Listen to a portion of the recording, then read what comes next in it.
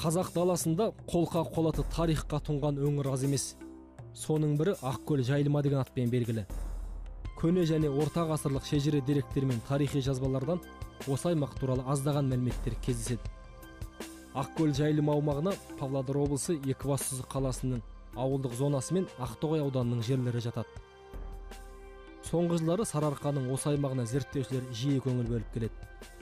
Негізінен генеалогияны зерттеу, халық ауыз әдебиеті мен дәстүрлі шаруашылық және археологиялық ескерткіш сияқты мәселелерге мән беріле бастады.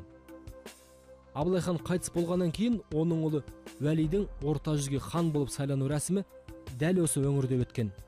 Яғни бұл өлке ерекше маңызға ие саяси әлеуметтік орталық. Тарихи этнографиялық жұмыстар нәтижесінде жазба дерекпен қатар ауызша жеткен мұраларға да баса назар аударылды. Ауызша деректердің құндылығы неде?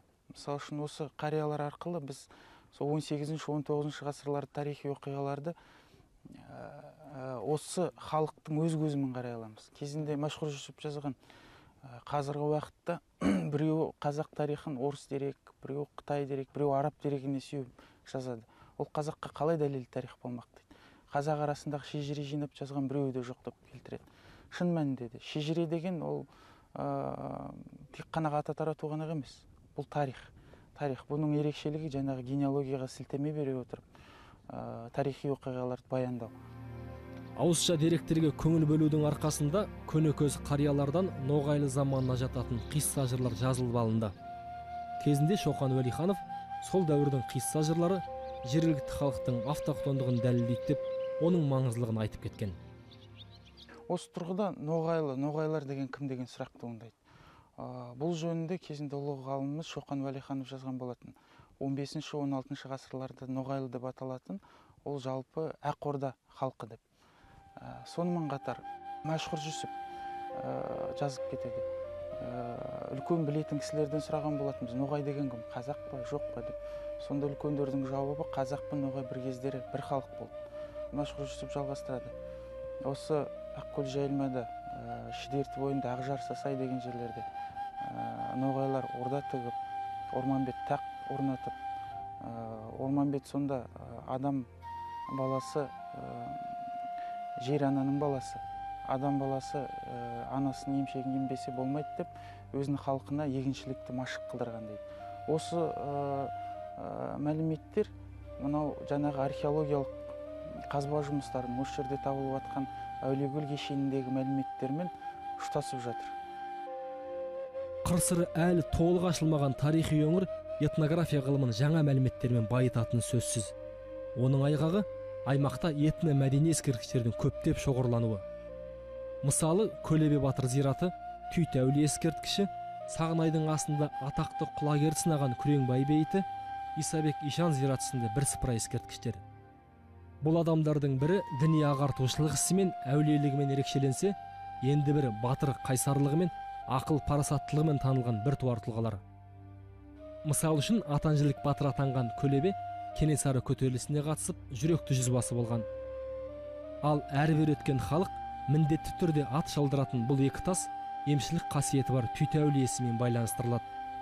Зерттеу бойынша ол 19 ғасырдың бірінші жартысында өмір сүріп, жазғы уақытын елмен бірге осы жерде өткізген. Бір ерекшелігі таңертеңгі таңғы намазын Қызылтауда оқыған Түйті кешкі намазын осы Әулиекөлдің жиегінде келіп жасайды екен. Қызылтау дегеніңіз бұл жерден 200 шақырымдай жер. Сонда аяғы жерге тимей отырып жүріп отырады деген сондай әңгіме айтылады жергілікті халық арасында. Оны Мәшһүр Жүсіп те келтіреді. Оны 19 ғасырдың аяғында орыс зерттеушісі Коншин мәліметтер жинаған барысында осы ескерткіш жайлы жазған, бірақ қателік келтіреді. Бұл жерде Түйте тәуіп жерленген деп жазады. Шын мәнінде бұл кісі бұл жерде жерленбеген, ол кісінің зираты Сілет өзенінің бойында орналасқан. Ал халық аузында сақталған мәліметтер бойынша Түйте әулие осы жерде түнеген. Және де осы жерде Көлебе жергілікті рубасы Көлебе батырмен кездесіп, екеуінің әңгімесі болды деген халық зердесінде осындай мәлімет сақталған. Этнографиялық зерттеулер әсіресе қазақ өнерінің жарқын бейнесі, Естай ақынның кіші отаны, кіндік қаны тамып, тұсау жібі кесілген киелі ауыл Қаражар елді мекенінде болды. Қасиетті Ақкөл жайылманың жүрегі Әулиекөлдің жағасында орналасқан бұл ауылдың халқы ата-бабалардың мәдениетін, дәстүрін жақсы сақтап қалған. Ауыл тұрғындары әлі күнге дейін қайық жасап, қаза тоқиды. Қаза бүгінгі күні Қазақстанда тек Ақкөл жайылмада ғана кездесетін ерекше құрал. Қазақ этнографиясын байытатын құнды экспонат бұл. Қаза қамыстан тоқылады. Ұзындығы 10 метрге дейін жететін қазаны қоңыр күзде мұз қатпай тұрып, көлге орнатып қояды. Сосын қыс бойы қос қоржынға қамалған балықты арнайы сүзгімен 3-4 күн сайын сүзіп алып отырады. Мынау желісі, мынау ұзын желісі бар, батыратын. Тұң ба? Енді мынау қоржыны. Мынау. Енді балық мынаға тіреледі ғой, иә? Олай келеді балық мына тіреледі. Сол кезде балық мынаға денеді ақырын. Ол енді ол балық қайтып шықпайды. Ал сонда мынау ұзындығы қанша болады? Ұзындығы 10 метр. Ана пүшкеде болады. Қанша жасағың келеді? Ал қоржынның үлкендігі ше? Қоржында үлкен болады. Кең болады. Кең болады. Мына біз кішкентай деп тұрмын ғой. Иә. Тек көрсетейін деп. Үлкен болады. Түсінікті. Қапада екен ғой. Сонда ана қамыс былай түйдек келе айнап келе қалсын. Біреуі мына жағынан, біреуі ар жағынан келеді. Соғыз ар жағынан екеуін қосып былай байлықтаймыз ар жағынан. Көрдіңіз бе? Мынаны тағы мынаған байлаймыз. Мына жеріне. Мына шетін. Шетіне немеге байлайсыздар сонда? Асылмаш үшін байлаймыз ғой. Жоқ, өзінің көлдің екінші жақ шетіне немеге байлайсыздар? Құлақ кетпес үшін. Бақанмен мынау батырамыз бақанмен. Сосын мынаны баттаққа кіргізіп жүреді былай. Баттаққа батырып. Мына көрдіңіз бе? Енді содан кейін келеді енді не қатады ғой. Мұз қатқанда мына үстіңгі жағы мұз ұстап қалады. Ұстыңыз ба? Көрдің бе? Мына қатқаннан кейін біз мына жоңыттаймыз. Күрекпенен. Қалай? Мұзбен бірдей қылып. Сосын тамаша қар ұстамайды. Қар ұстамайды. Сосын не ойып ала бересіз. Мынау суда өсетін нәрсе ғой. Мынадан балық қорықпайды өзі. Қамыс. Қамыстың қамыс нәрсе. Көлде өсетін нәрсе. Қамыстың артықшылығы сол дейсіз ғой? Артықшылығы сол мынау. Қорықпайды сол. Мынаны қамысты жағалап өзі үйренген ол қамыстың ішінде жүретін балық қой, қамыста жүретін біздің өзі көлде.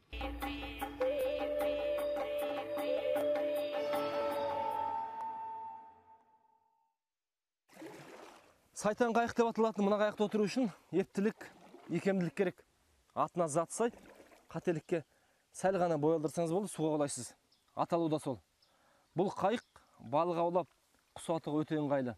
Құсқа мейлінше жақын барасыз, жүргенде дыбысы білінбейді. Ал тұмсығының шүкір болу себебі осындай қалың қамыстың арасын тіліп өту үшін.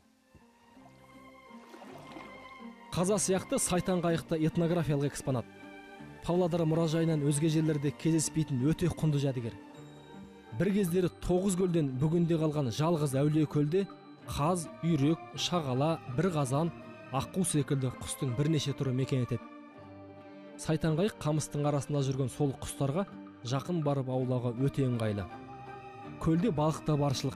Қазірге дейін қара балық, мөңке сияқты су маржандар ауланады. Өзен жағалағанның өзегі талмас дегендей өңір халқы ашаршылық жылдар осы балықпен күнелткен. Ертеде ата-бабамыз осы Әулиекөлдің жағасында өскен өзі бала кезінен. Ашаршылық жылы 31-де осы көлдің арқасында аман-есен қалған.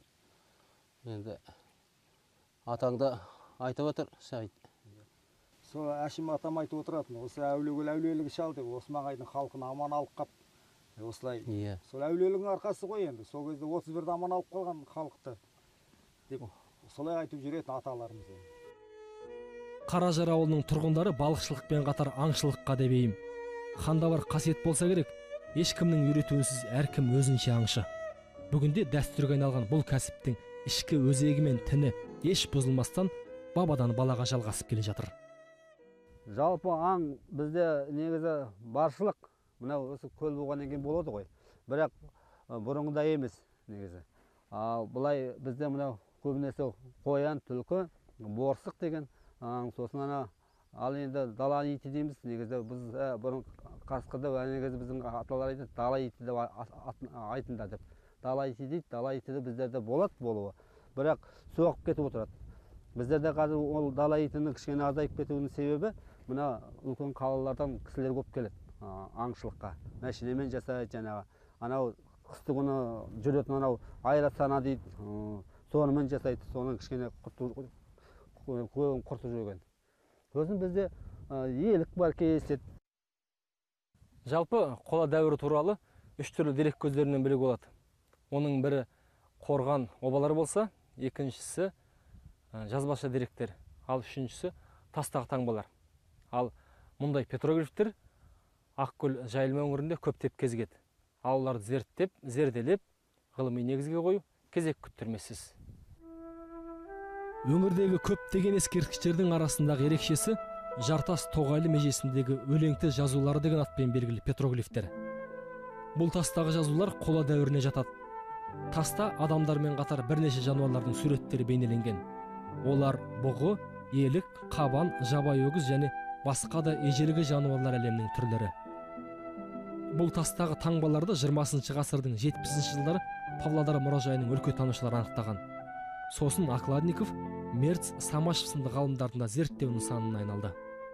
Судя по технике нанесения, үшкір әрі қатты затпен қашалып жасалған тастағы суреттер қола дәуірінде пайда болса керек. Ал дәл сол уақытта Өлеңті өзенінің аңғарын Андронов тайпалар мекен етіп, Бошшакөл кен орнын игере бастаған. Өлеңті жазулары итқұсқа табыну рәсімі, яғни тотем уақытында пайда болуы мүмкін. Өйткені тастағы таңбаларда жануарлар бейнеленген. Мына ғибадатханаға қарап, осыдан 3,5 мың жыл бұрын өмір сүрген ежелгі адамдардың діни мифологиялық танымын білуге болады. Бұл петроглифтер Қазақстанның басқа да өңіріндегі тастағы таңбаларымен ұқсас. Мысалы, атақты Тамғалы шатқалында да осындай адамдар мен аңдардың суреттері бедерленген. Который отображает религиозный мифологический мир древних людей, которые жили 3500 лет назад. Жер жанатын іздеген Асан Қайғы бабамыз өлеңті өзенін көргенде өлеңтінің суымай, шідертінің шөбімай деген екен. Бүгінде бұл жер мал жан ғана жайлы қоныс емес, ғылым білімнің дамуына даңғыл жол ашып отыр. Неге десеңіздер, бұл өңірден тамаша тарих ескерткіштер тізбесі ашылды. Басқасын былай қойғанда, ғылымға тың үлес қосқан тасмола мәдениетінің өзі өңірдің тарихи маңыздылығын айқындап тұрғандай.